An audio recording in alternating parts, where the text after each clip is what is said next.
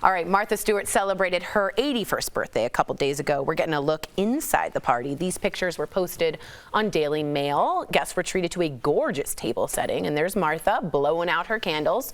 And after 81 years, Martha has definitely earned the right to say whatever she wants, and boy, has she. So we wanted to share some of her best sassy moments that remind us why everyone loves her, starting with this gem when she talked about dating her friends' husbands. Take a look. That's where I meet men. They're all married to friends of mine or something like that. I always think, oh gosh, couldn't that person just die? The wife. Yeah, not painfully, just die. Just and then slowly pass away. Yeah, but it hasn't worked out. She wanted them to die. I love it. I think about I love it.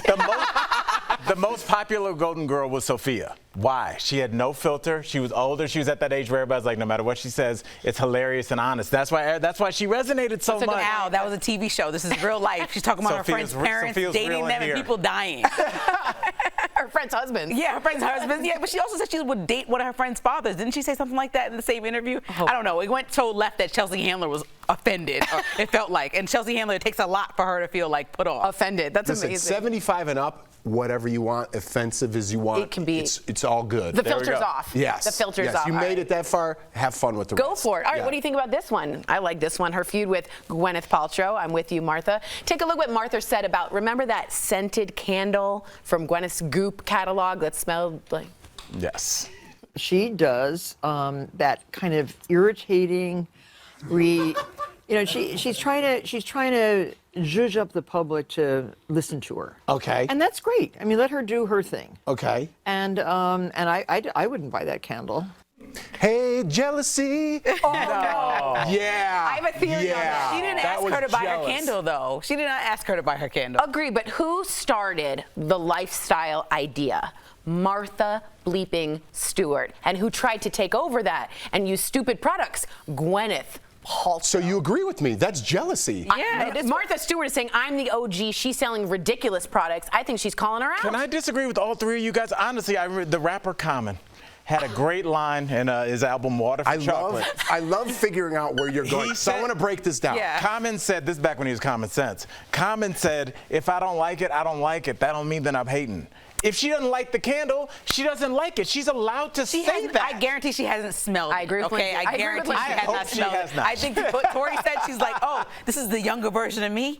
Issue with that immediately. It's just like, why? Be like Snoop Dogg, the way he embraces Wiz Khalifa, since we're talking about rappers. Right. The younger version is like, come on, come ahead. I'm Uncle Snoop. That's the way to behave when you're the older person in the situation. True, but she's not a very gentle auntie, is she? She's not at all. She's a little scary. Well, all right, finally, how about that time when Martha told Bethany Frankel that she was unlikable to her face? Felt like you didn't like me, to be honest with you. Well, you weren't so likable then. Oh, that's what I want to hear. No, you weren't. You were a pest. You were a pest. She was. She was a pest.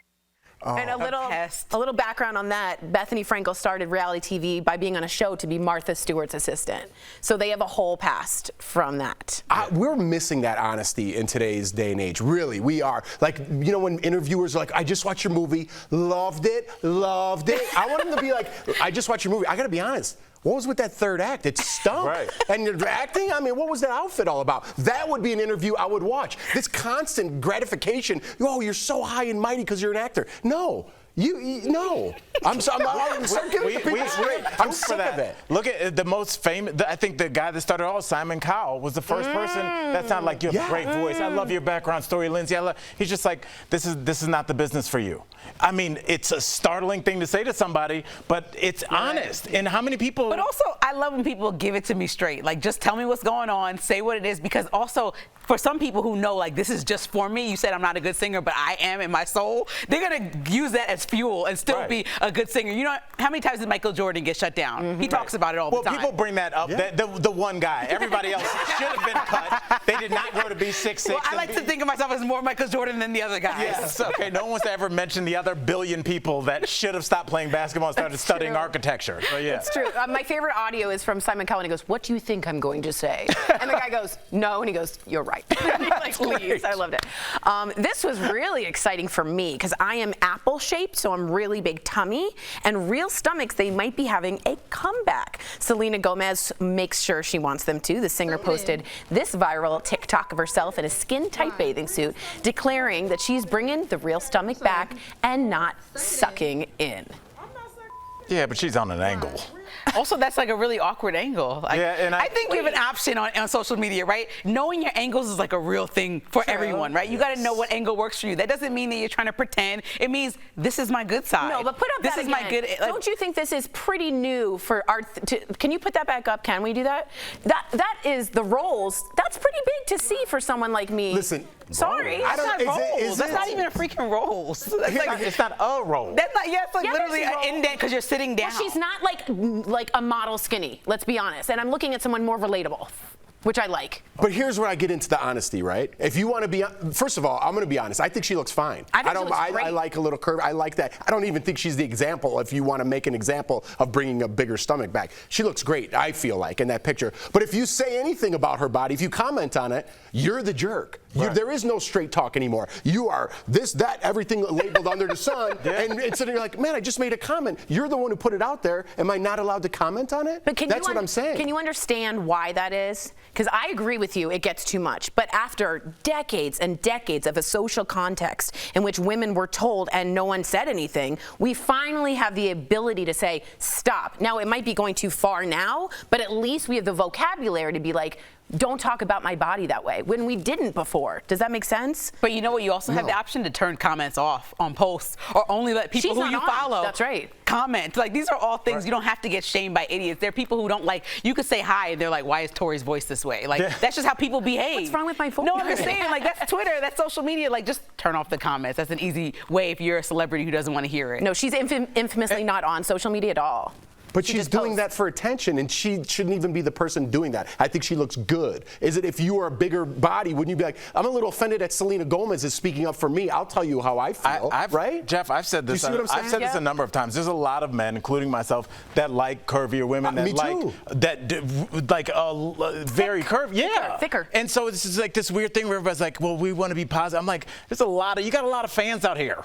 So it's just like, don't always look at the bad comments. He always helped me out when I was feeling really low. He was like, there's a lot of people that a lot of people that enjoy not just what you see over and over and over again. So that made me feel better.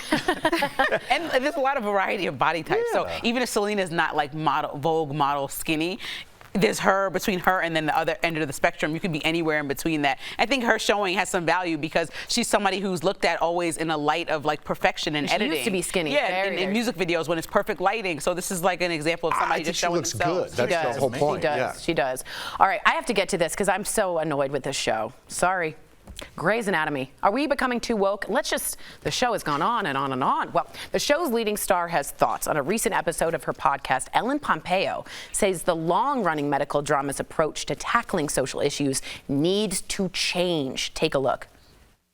I think if I had any desire, honestly, it would be to be less sort of preachy in one episode about certain things. I think I'd like to see things happen a little more subtly and over time, consistently, and less sort of hit you over the head with it for just 1 hour. I wish we could sort of touch on these social issues that are important and relevant and sort of have them be threads throughout. Is she dissing her own show? Isn't this a Shonda Rhimes? I mean, this is a Shonda Rhimes I'm sure show. the writers aren't digging that. I mean, right? But what are we doing here? I would never say that. This is a weird stance to take as somebody that's written for television. Like, when you have an hour show like this, it's very hard to have a ton of nuance. If you're doing a socially touchy topic like somebody that's trans was injured or something like that, you kind of have to have the guy that's against and the person that's pro. And the family. And almost like have a T-shirt with them saying that, because you only have 40 minutes to get that out. Now, if you got 7 episodes, you can have a little bit more nuance. So I'm like kind of looking at the writers like it's hard to do that, Lance. Well, there's shows now that just have people exist, like a trans character, and they don't have to make a social statement. It's just the pure existence of seeing that image on television creates a space where this is equal and welcome. So she's saying more subtle. That's an example of subtle shows doing that. Like, I think Grownish has a character. Abbott Elementary has a character. Right, so there's it just like is what it is. And that's what we're looking for when things stop being a first and just become normal. What do you think, Jeff? I thought we were going to go to next story. All right. I think we are now. Would you look with your brother or sister for love? No. Well, a new Netflix show is banking on your answer being yes. Take a look at the trailer. Did I not mention the catch? You'll be joined by your brother or sister who's also looking for love. How do you feel about me and him maybe sharing a bed? It's gonna be weird. This is probably the first time I've kissed a girl in front of my sister. What's on the menu? What we're having? Is it Me? I don't know. Dude, dated and related's twist on the genre has siblings looking for love together. Netflix says it will be the most awkward dating show in history. So will you be watching? I go to our resident reality show king. You? Dang, huh? What do you think? Do you think this will do well? I think if you get a catchy title, Right. you could sell anything. It's not even about the content. If it's a catchy title or something rhymes, everyone's like, oh, I'm in. I don't even know what it's about, but it's super catchy. Yeah. So you're selling the title now. So they sold the title. It's kind of weird to me, to be perfectly honest with you, but there are those siblings, there are those relationships. I'm friends with these twins growing up. They have a different relationship than anyone I know, right? They're twins. They kind of share the same thing, and it's like, I could see them on this show, right? I could see them because it's a different dynamic with twins. That's we have twins in our booth. Can they tell us in our ear, did they meet their spouses together? Yeah, Brian and Brad, can you say it over the loudspeaker? Different times, they said. rare. Different times, they said. Hey, could you tell us about your sexual past? Sorry, Brian. Sorry, Brad. Lindsay, I want to ask you a question because I just had to stop as we were running it. Yes, it's going to be awkward up front. Okay, we get that out of the way. But does this make you closer as siblings? Because now you don't have all these like social things where like, well, you know that your brother or sister is having sex with their partner, but now it's out there. Dude. Are you guys closer? Like, I want to do tons of stuff with my sister. Travel, hang out, have dinner. I don't want to go on even a double date with her because for our relationship, she's such like a second mom as far as like overseeing everything that she's going to point out flaws in the conversation that the man is having with me, what he's doing, how he's eating, chewing with his mouth open. Like, it would be a whole thing. Like, she wouldn't even focus on her date. I would watch she the would be show in of my your date. sister watching your date. I would love that. That would make me so uncomfortable. Can I be honest? I would like it if the sister or brother could watch from behind a screen the date. And you mean like we are, like the people at home? No, like and comment on it as the date's like going Impractical on. Jokers. Right, but not being right next to it. This was an MTV show like 21 years ago. That wouldn't be good, Tori. You wouldn't want to just sit there and watch a date through. What was that? Were your parental control or something? Oh, yeah. Remember your parents would watch your, and you know how they would annoying pick that your was. person? But it did well. Well, yeah. They were like scolding their kids. Yeah. Like, that was very annoying. I got to show these, it's like a group of friends. They live in New York City, and there's like 5 of them, and they all like go to the coffee shop all the time, and then they go to Okay, we get it. You're making fun and saying it's friends. We get it. Oh, we get it. it was. We smell the sarcasm from the television.